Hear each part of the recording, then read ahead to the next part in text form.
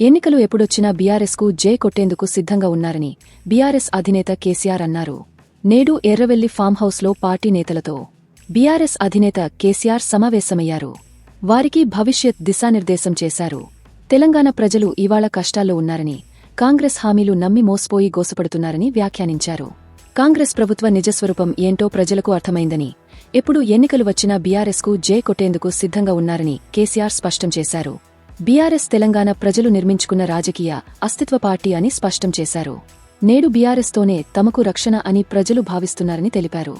ఇక April 27కి BRS party పుట్టి 25 ఏళ్లు కావస్తుండటంతో రాష్ట్ర వ్యాప్తంగా ఘనంగా సిల్వర్ జూబ్లీ వేడుకలు నిర్వహిద్దామని పిలుపునిచ్చారు. ఇందులో భాగంగా వరంగల్ జిల్లాలో 1,00,000 మందితో సభ నిర్వహిద్దామని అన్నారు. త్వరలోనే సభా వేదిక స్థలాన్ని నిర్ణయిస్తామని చెప్పారు. కాగా బీఆర్ఎస్ సిల్వర్ జూబ్లీ వేడుకల్లో యావత్ తెలంగాణ సమాజానికి భాగస్వామ్యముందని కేసీఆర్ అన్నారు.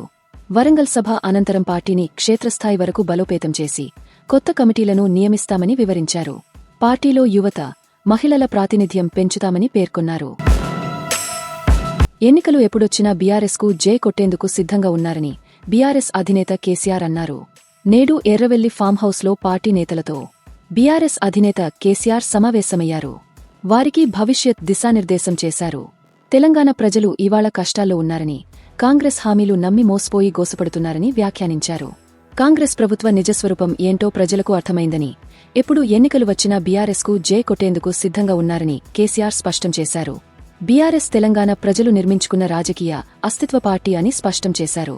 నేడు బీఆర్ఎస్తోనే తమకు రక్షణ అని ప్రజలు భావిస్తున్నారని తెలిపారు.